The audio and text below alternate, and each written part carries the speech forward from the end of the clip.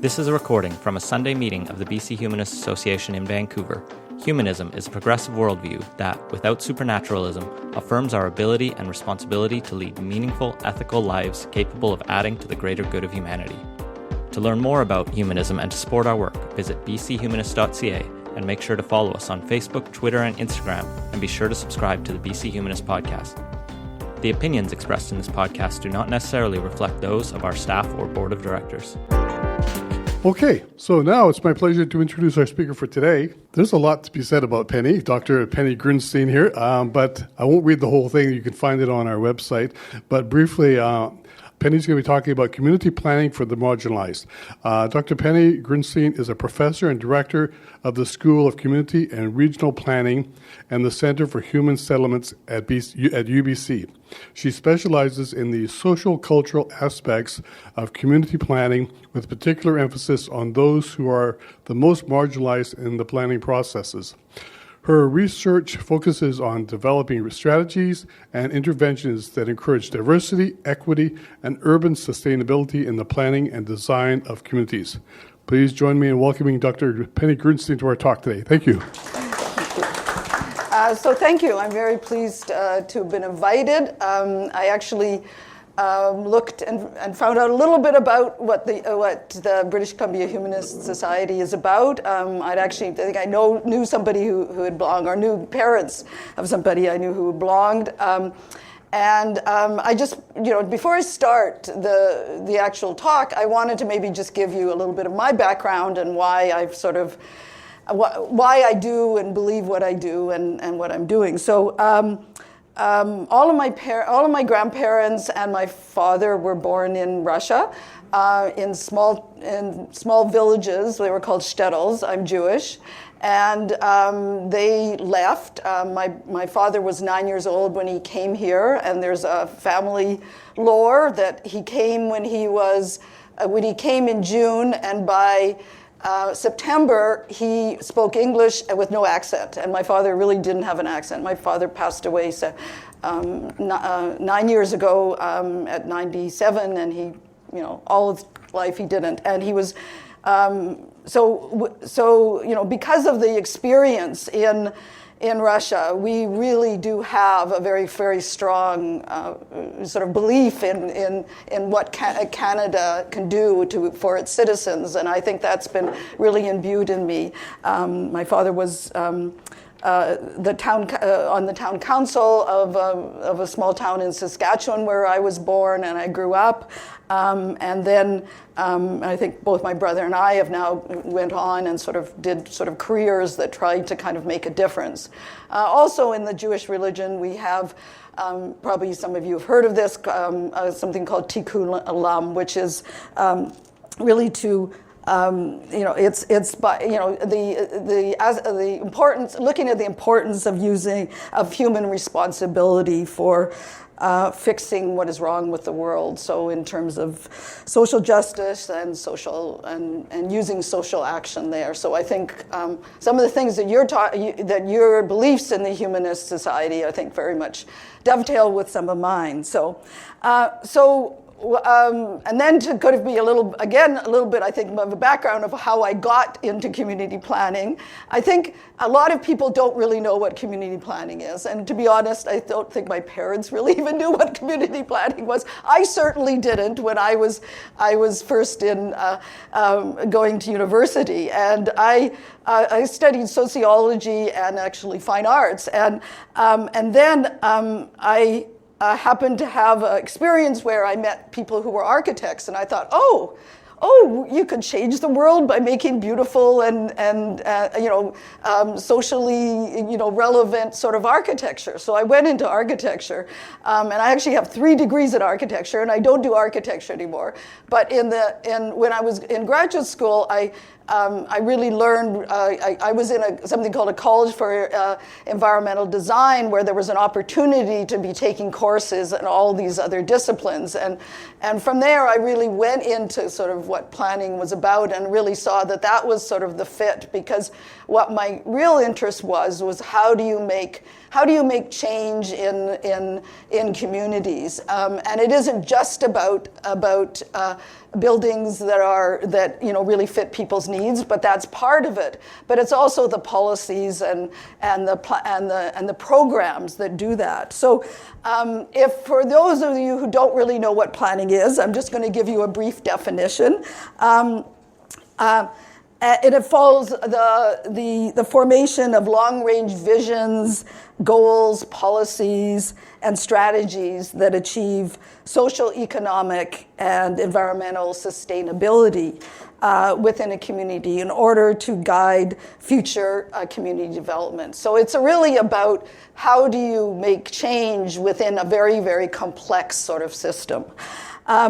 And also, I actually wanted to sort of just make a note that when I realized what the title of the talk was about, it wasn't really actually what I intended to be, because certainly our school, the School of Community and Regional Planning, our real mandate is to be working on how do you actually plan with communities. So I would say that the title of my talks really should be Community Planning with and for the Marginalized, because it's really how do you actually listen and sort of let people really evolve their own ideas about what it means to be living a good life, and how you can do that through policies and programs. And so closer to what my sort of interests are in community planning is something that's called community development planning, which really consists of sort of public participation and a sort of an interactive form of planning and design, in which sort of in which diverse sort of stakeholders, community members really get input into how planning can occur. And so they're really contributing to the goals, objectives, even the funds in a place like, even in terms of allocating what funds are available. In Brazil, they've experimented with participatory budget making, where in municipalities, different stakeholders get to decide how funds should be spent, and that's really, really critical, because that's how municipal budgets can be used to make more effective more effectively address sort of the critical needs we have in the world, and I know Vancouver at some point played with that idea, but they really didn't go very far with it. So.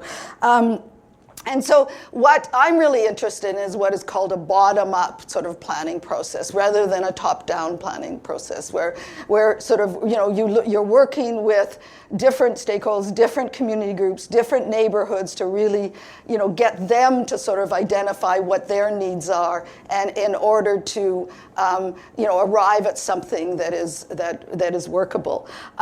Now. We in North America, and I know other places as well, but we're really faced with something that's called NIMBYism, not in my backyard, and so that can be an impediment to doing this kind of bottom-up planning when one stakeholder group has the louder voice than others, and those tend to be the ones who have the most resources, are the most well-off, all of those things. So that can be a problem in that. But if you actually develop a kind of process where you're looking at the kind of trade-offs in different kinds of planning, then it is possible for people to maybe see what would happen if you're only putting resources into one thing, then what are the consequences for everybody else? And so, what a minimum, I think, of what this community development planning process would be is it would be to seek community consensus for proposed allocation of resources, and among the many competing demands.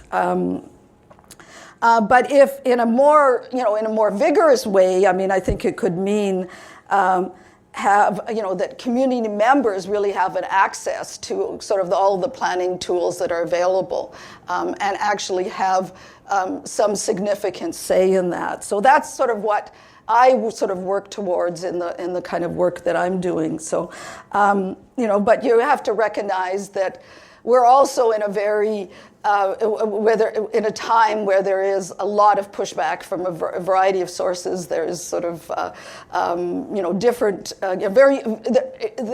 it's probably a time of the most extreme in terms of politics. Not so much in Canada. I mean, we're seeing it very much in the US.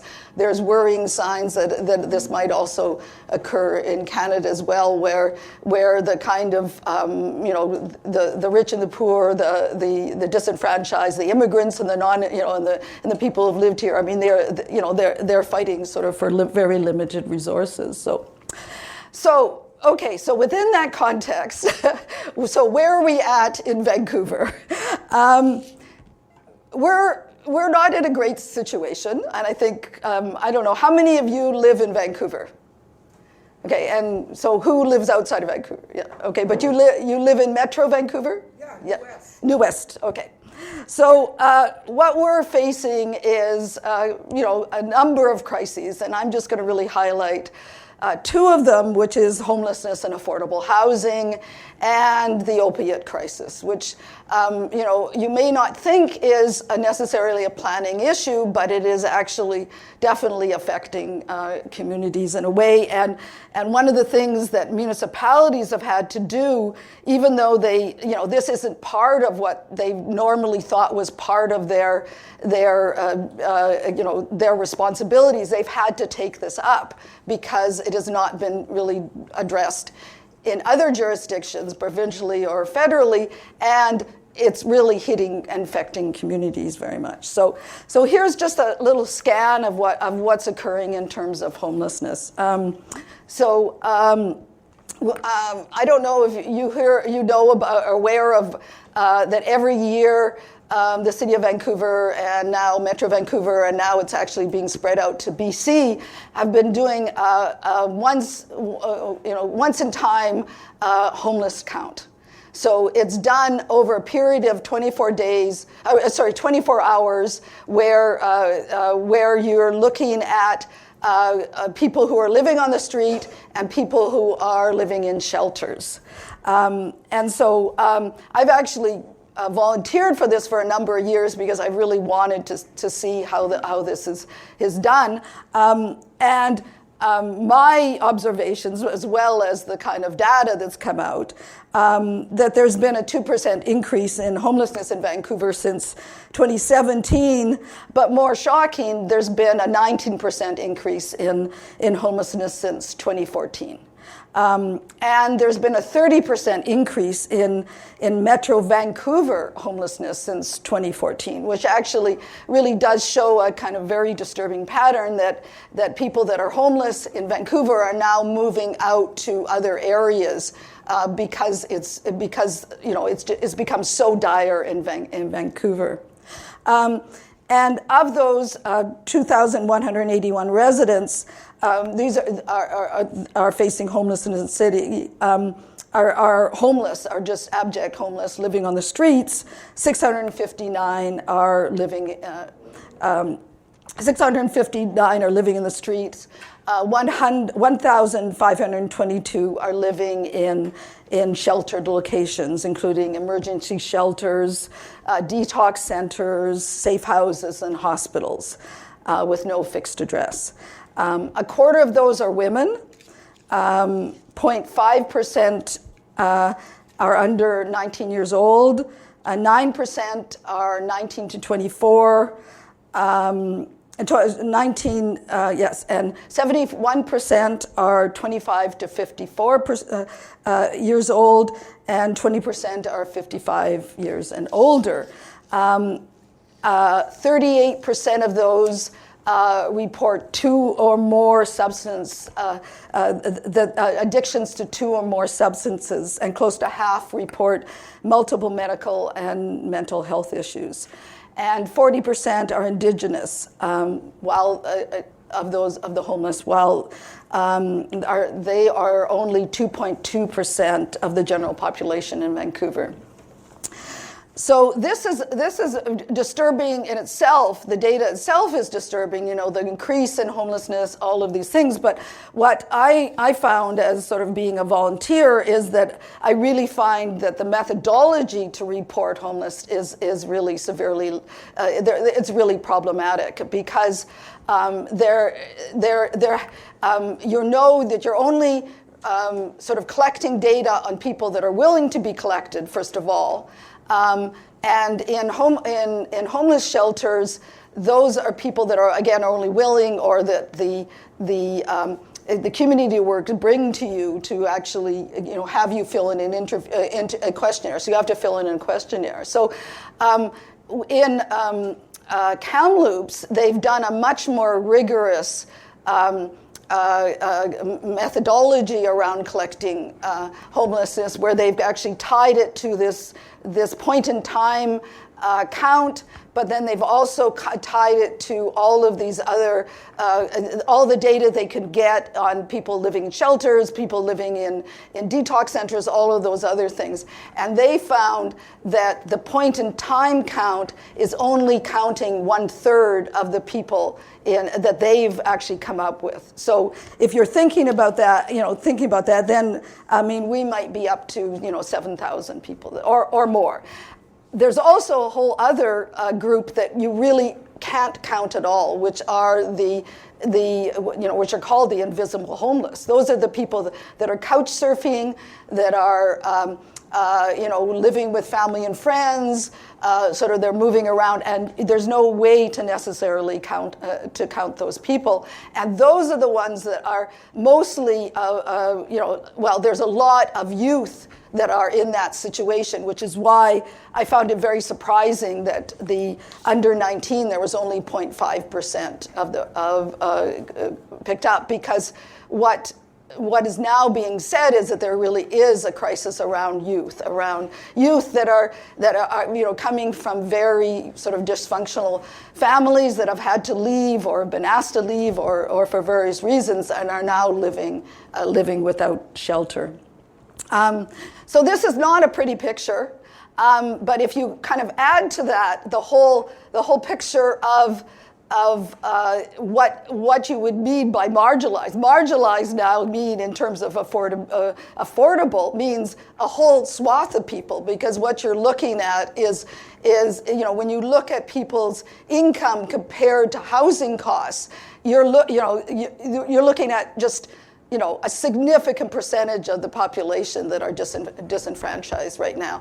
And, even though we do have, as everybody knows, very, very high housing costs, but in a place like San Francisco that has even higher housing costs, what's different there is that their average income is actually higher than ours. So our sort of average income is very low, and it's probably one of the lowest in Canada, in an urban area. But our housing costs are the highest. So it's just a very, very unsustainable sort of situation we're in, which is affecting people from low to middle income households, and especially the young who are trying to form households, who can't find affordable rental accommodation, who can't afford places, any places to live. So they're moving farther away, into other municipalities in Metro Vancouver, or just opting and just saying we can't make it here and we're moving out. And the consequences on communities are dramatic. I mean, if you're looking at places, if you look at neighborhoods like the west side of Vancouver, the kind of commercial businesses that keep sort of starting and then having to close because there just isn't enough street traffic people, to get street traffic to come in, plus the commercial rents are so high that you can't actually be doing these small businesses anymore. So there's major consequences. There's major consequences for our schools that have very low population compared to schools in Surrey or other places that are bursting at the seams, and that's and it's all it really creates a very unhealthy, unsustainable community where we are. It's becoming, dramatically polarized between either the very rich or the very poor that are lucky to get into sort of supportive housing. Then, coupled with that, I wanted to talk about the opiate crisis. So, as you probably have heard in the newspapers, the opiate crisis is going up. The BC Coroner's Service reports that 1,422 people died of an illicit drug overdose in the province in 2017, an increase of 43% since 2016. And if you're following the news, it looks like it's going to be even more this year, because even just in the last 5 months, they've really noticed an uptake in the number of overdose days. And approximately 80% of those suspected deaths last year involved the opiate fentanyl, which is often combined with other illicit drugs, most often heroin, cocaine, or methamphetamines. So how does this crisis sort of impact communities? Where it isn't just in the downtown east side that those deaths are occurring. They're occurring in all communities in BC. It's affecting the workplace. It's affecting families. Definitely, families are in crisis because of this. It's got a whole huge ramifications for our communities, and municipalities have recognized that they need to do this. So they, a municipality like Vancouver has somebody who is in the social planning department just sort of addressing the kind of drug policies and trying to come up with ideas, often linked to other policies around housing and other things. Okay, so what can be done? There are things that are be done, and I don't want to just give you a really, really negative picture. We do have a really good confluence right now between a federal government that has become a much more active in some of the kind of really critical issues that are facing Canadians, and a provincial government that has become even more active, especially in housing. I mean, they were elected, recognizing that people really wanted them to be addressing housing, and since they've been elected, it's been quite amazing what they've actually done in terms of putting out money for different kinds of things. So in the priority areas, and I think maybe after I finish talking, maybe we can talk about some of the other priorities areas, but these are some of the priority areas that we can be can be dealt with at the municipal level, at the community planning level, is affordable and secure and safe housing, food security, childcare, transportation, employment opportunities, recreation spaces, and maybe some others that you can think of. But in terms of affordable, secure, and safe housing, the federal government in 2016 started the process of developing a national housing strategy. They brought various stakeholders together, including Indigenous communities, community representatives from across Canada. They're about, they've already sort of announced sort of funding for this. It isn't a whole lot across Canada, but it's funding secured for 10 years.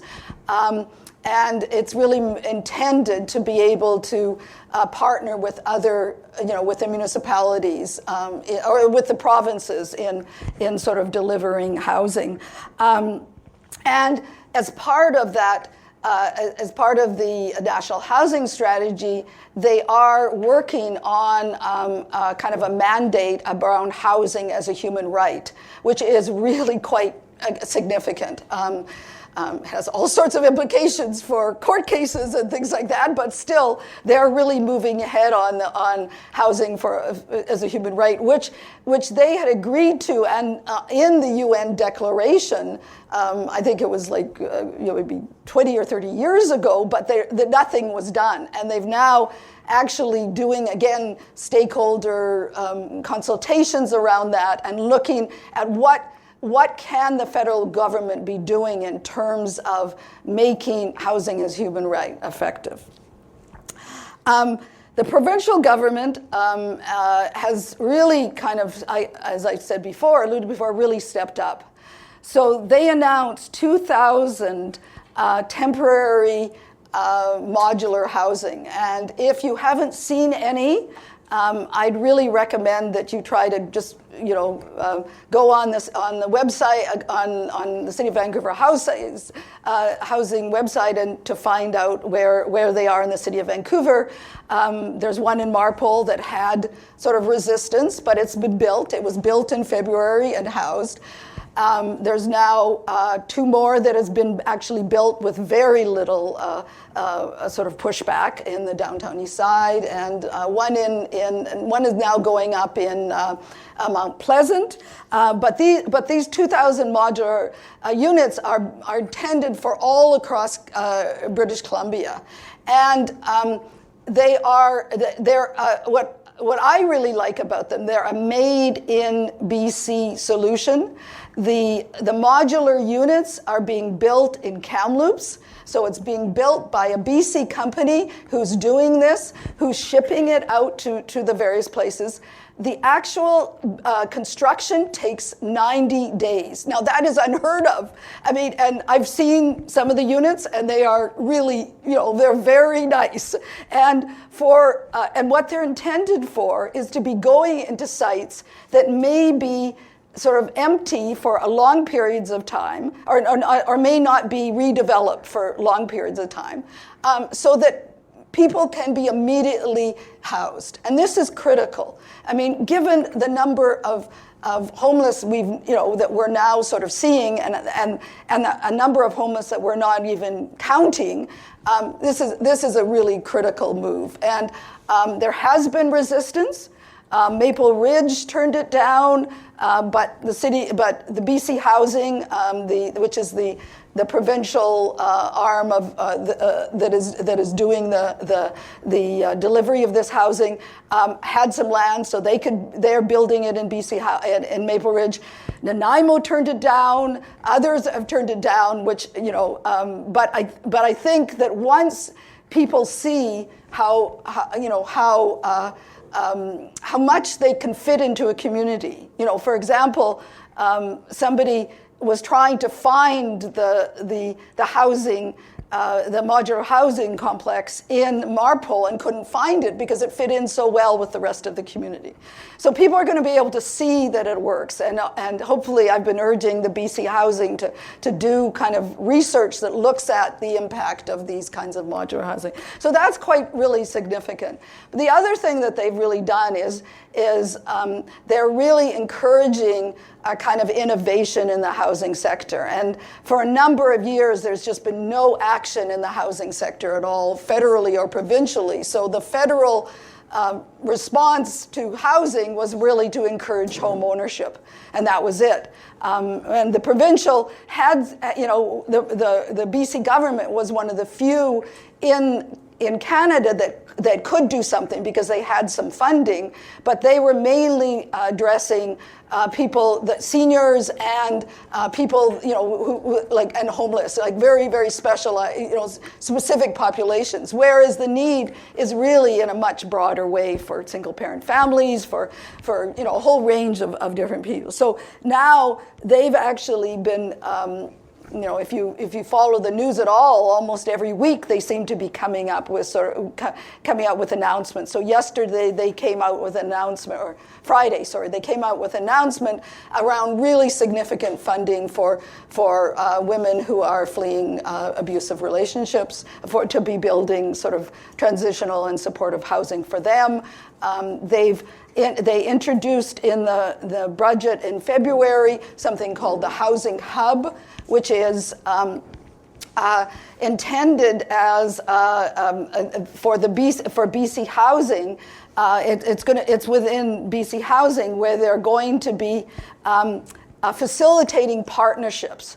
For example, with faith-based communities that have land, so that they could be building housing, not just by selling their land, but they could be building housing, maybe with a private developer or not, but then they could be managing that housing. So the idea is that they want to ensure that that there could be affordability in perpetuity, which is why once you sell to a developer, then there's no guarantee to a private sector development. There's no guarantee that there would be affordability into perpetuity. So they're looking at things like community land trust models, where the land would be in a kind of a trust forever, so that the value could be affordable, so that the housing could be affordable.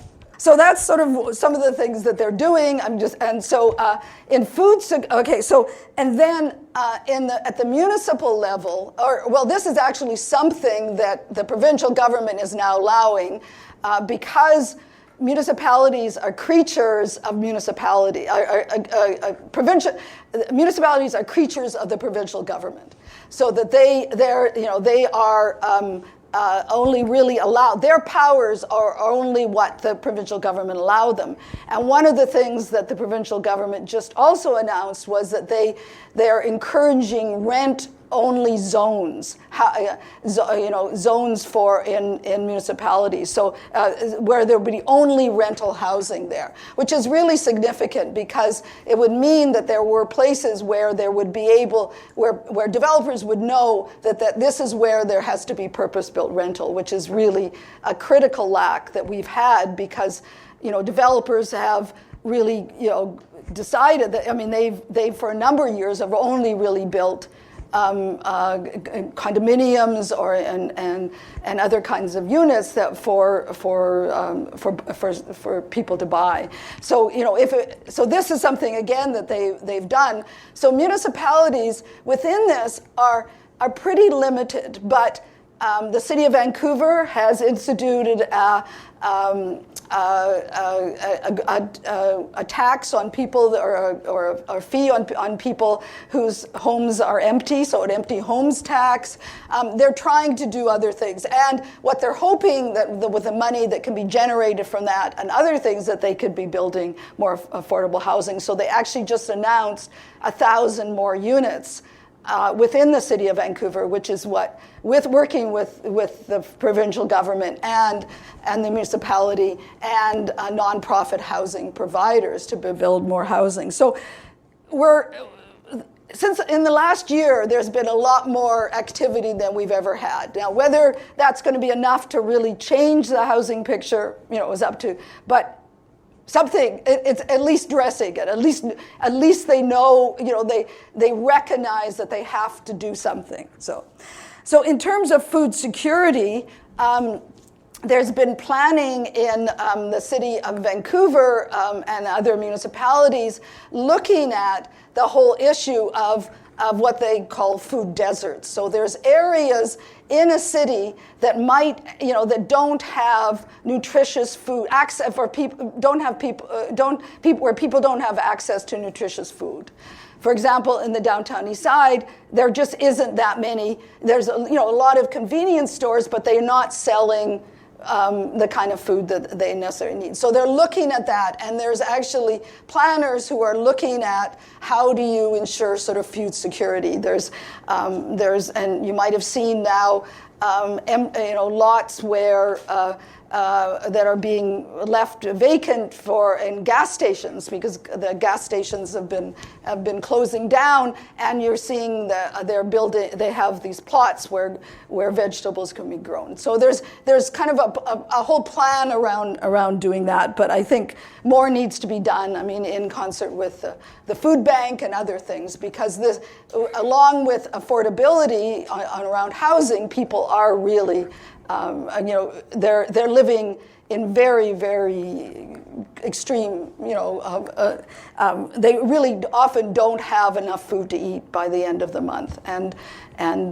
people living in Social Security, especially by the end of the month, given all the other costs. Childcare is another issue that really needs to be addressed, and the federal government is has recognized the importance of childcare. The provincial government has now tried to introduce measures to encourage more childcare, sort of licensed childcare facilities in BC, and again, the city of Vancouver is really encouraging childcare facilities to be put into any kinds of new developments, sort of as a way of encouraging, given the lack of childcare. So there's a real problem on people being able to access good quality childcare. Transportation is another huge issue around that needs to be addressed for the marginalized. If people can't get to sort of all of the facilities that they need, if they can't get to employment, or if they can't get to their childcare, this becomes a major issue and becomes an impediment for them to sort of move forward in their lives. And so I think we've had a lot of problems over the last little while around transportation. TransLink, I don't know if you know, but a few years ago, the provincial government just fired all the people on the board of TransLink, and all of these things. So there does seems to be some more work that really needs to be doing. Rather than sort of building more bridges, which the previous provincial government wanted to do, we actually need more attention to public transit that people can use. Employment opportunities. So again, this isn't directly what municipalities can be addressing, but they can definitely be encouraging through they have a City of Vancouver and other municipalities have a Vancouver Economic commissions that really encourage employment opportunities and look to that. That seems to be mainly focused on trying to get the kind of higher end sort of employment that the high tech and all of that, whereas what we seem to be really losing are the lower income sort of employment opportunities. Recreation spaces, definitely, given the fact that people are living in high density areas with limited sort of resources, the importance of green space is even more critical. So within that, I mean, and if people have other areas that they think they need to be doing. So as I've noted before, community planning is really limited by its power, like in the municipal level. It needs other levels of government to really be doing this. And hopefully we're at a period of time, and maybe it might even be a sustained period of time where there seems to be some agreement or between the three levels of government around addressing some of these crises. So I just wanted to sort of pose a few questions maybe to start the discussion. So if you were a planner, what would be your priorities, and what would be your suggestions, and what suggestions do you have to address lack of affordable housing, growing income disparities, mental health issues, and addiction? What is your vision for a healthy community? What role do you see yourself playing in making a healthy community? And given that there is an election in October of municipal mayors and councils across BC, what role do you think that will be playing in terms of addressing some of these issues? Okay. Yeah.